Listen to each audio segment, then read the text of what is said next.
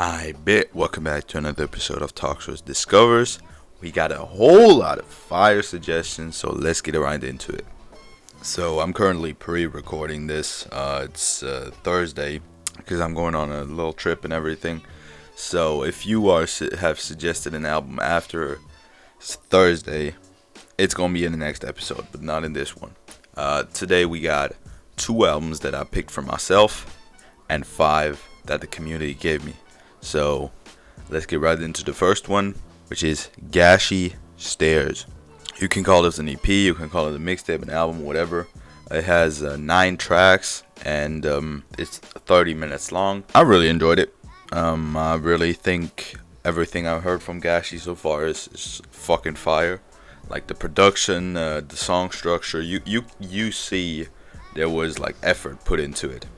Even if lyrically sometimes it's not like the most advanced shit, the topics aren't the greatest, but you still, just by hearing the song, you can hear that there was effort and work put into it, and I like that. And it sounds really good too. Without saying anything else than that, I'd give that project a 7.5 out of 10. I'd really recommend y'all listening to Gashi because he's really talented. Then an album I kind of chose for myself but kind of got recommended by a homie of mine is Coi Leray-Now Or Never. That's her 2020 EP, I guess. I was pretty surprised. I mean, I've heard a couple Coi Leray songs before. I think I heard every single she released in 2021 and most of the things she released in 2020, not this EP. And it's great actually. Okay, great is probably a bit too far, but it has a couple good songs. Like I added a couple tracks to my playlist because they actually had catchy hooks, and she wasn't sounding annoying on this. The song with Gunna is fire, and a couple other tracks. It's a good project. Like it's short but good, so I enjoyed it. I just think she lacks at some ends, like production wise and maybe just creativity wise, personally. So I'd give the project a 7 out of 10. Then we already getting into the suggestions, man. Let's get into the first one, which is by Yes Sir. Once again, coming in with 1176 Deluxe by Guapdad 4000. I actually wanted to listen to this project like before anyone suggested it because it dropped in 2021 and I tried to listen to every relevant project this year. But as it came out, I was like, nah, I don't know if I'm interested in it. Like Guapdad is good and everything, but I found his voice pretty annoying on a lot of old tracks. But this was very good. Like damn, like even the Deluxe. I listened to the Deluxe and obviously I looked again what the tracks were that were added, and it's fire. It's great. I think it's not well done that the outro is coming and then a couple more Deluxe tracks are added. I feel like the outro should be the last track on the Deluxe and on the not Deluxe. But still, it's a great project, great production. Damn, like this is a collaboration project between Guapdad and Illmind, and Illmind came through with the production, man. Great beats. I really enjoyed those.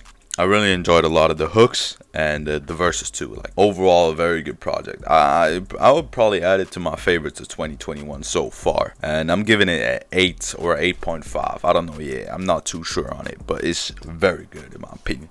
I really enjoyed it. Then we got by Kieran Cartwright. We got One Night I Took Acid by Big Baby Gucci. I've never heard anything before this by Big Baby Gucci. I think I've heard his name before just because I don't know, people brought him up or anything, but I've never actually checked out his music, and that wasn't that big of a mistake. His music is not trash. It's that pretty basic, catchy, auto-tune, melodic type rap. I feel like to me, he just sounds like a more auto-tuned and worse 2K Baby, personally.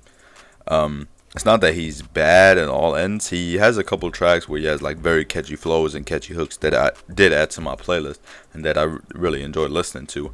But most of the time, it's just too much auto-tune for me. And I think too much auto-tune is the wrong way to say it. It's just the auto-tune is not well done on a lot of tracks in my opinion. Like it ruins the vibe for me personally. Like there are some tracks where I feel like the hook would be catchy and everything, but then he's just drowning in that auto-tune and it's so painfully obvious that it's just not sounding good to me. Still, it does have a couple good tracks and it's not like terrible. Like the production is alright and everything. So I'd give it a 5 out of 10 overall. Then we got, I don't remember how I said his name in the last episode. I'm gonna just say João da Quebra. Yeah, he suggested Big YBA, No Points of Proof. I've never heard of this dude. The first time I ever heard his name, and that's not surprising to me because that man doesn't even have that many monthly listeners on Spotify and everything. Not trying to shame him, but that's just, if you had never heard of him, it's alright. And well, this project was it's just pretty standard personally. Like you find a project like this a lot. I feel like it. When you go to some cities, you go like you got every block at a rapper like this.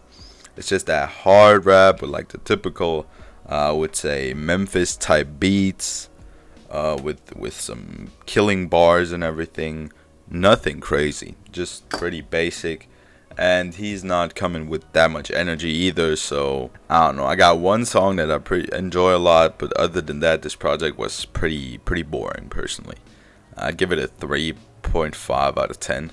I just don't see anything special in it, and the things that could perform well are not that well executed. Then we got Bop and Crow, whose comment got deleted again, suggesting Snoop Dogg-Doggystyle. Well, I've been wanting to listen to this project for like ages, because I know basically half the album just by singles, like Lottie Dottie, Gin and Juice, What's My Name, like I know these tracks. And I wanted to listen to this album for a while, and now I did, and it's pretty good.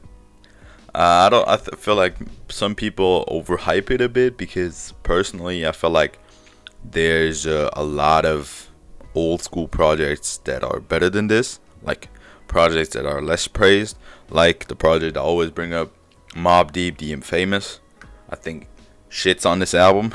I think this album is good. I just feel like there are too many features, first of all. Like, I've heard probably more Corrupt verses on this album than I've heard in my whole entire life before.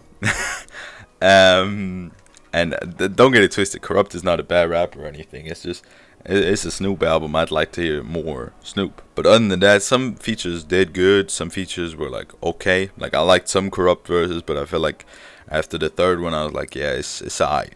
We get it. It's cool. I don't need another one. And other than that, yeah, it's just good production. It has some catchy hooks, and obviously it got a lot of hits. Like, if you look at how many tracks this album has, I listened to the version with 13 tracks. There's one with 17 tracks too, as far as I've seen, but not on Spotify. On Spotify, I only found this one with 13 tracks. It was already long enough in my opinion. But if I missed out on some of the tracks that weren't on there, let me know. Other than that, good project. Overall, nothing bad to say about it. Pretty good. I give it a 8 out of 10. Then the last one we got, suggested by Abby Luce, Jack Harlow-Confetti. It's one of the first times I'm listening to a full Jack Harlow project. I don't think the first time, but like, I haven't heard all his projects yet. Not this one either. I've listened to it now, and I enjoyed it. I'm still pretty conflicted on what holds me back from liking Jack Harlow, because technically I should really enjoy his music if you just look at the stats and the basics and everything. But somehow it doesn't just hit that much for me. It's still a good project. It has a couple of good beats. I really like that Bryson Tiller feature on Through the Night, even though I already knew that song and I really enjoyed it. I feel like he's at its best when he's like more chill, on a more chill beat and not going that hard. And he did that a lot on this project, so yeah. And yeah, overall, that's basically all I can say today. I enjoyed it. It's a 7 or 7.5 out of 10. I think it still has a couple downsides.